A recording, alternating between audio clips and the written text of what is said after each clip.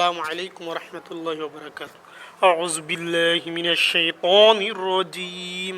বিসমিল্লাহির রাহমানির রাহিম। وإذ أخذنا ميثاقكم لا تسفكون دماءكم ولا تخرجون أنفسكم من دياركم ثم أقررتم وأنتم تشهدون।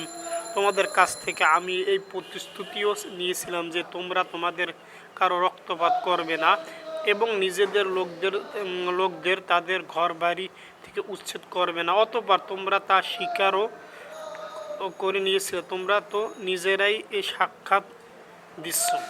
ثم أنتم هؤلاء تقتلون أنفسكم وتخرجون فريقا منكم من ديارهم تظاهرون عليهم بالإثم والعدوان وإن يأتوكم أسارى تفادوهم وهو محرم عليكم إخراجهم أفتؤمنون ببعض الكتاب وتكفرون ببعض। তারপর এই ইচ্ছে তোমরা নিজেদের হত্যা করতে লাগলে, তোমাদের এক দলকে তোমরা তাদের ভিটামাটি থেকে বিতাড়িত করে দিতে লাগলে, অন্যায় এবং জুলুম দ্বারা তোমরা তাদের কাজের উপর তাদের পৃষ্ঠপোষকতা করতে থাকলে। শুধু তাই নয়, কোনো লোক যুদ্ধবন্দী হয়ে তোমাদের কাছ থেকে এলে তোমরা তাদের জন্য মুক্তিপণ দাবি করো, অথচ তাদের ঘর বাড়ি থেকে উচ্ছেদ করাটাই ছিল তোমাদের উপর অবৈধ কাজ এবং আল্লাহ তাআলা দেয়া প্রতিশ্রুতি সুস্পষ্ট লঙ্ঘন।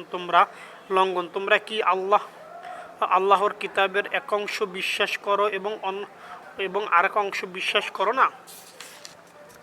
فما جاءهم من يفعل ذلك منكم إلا خزي في الحياة الدنيا ويوم القيامة يردون إلى أشد العذاب وما الله بغافل عما تعملون।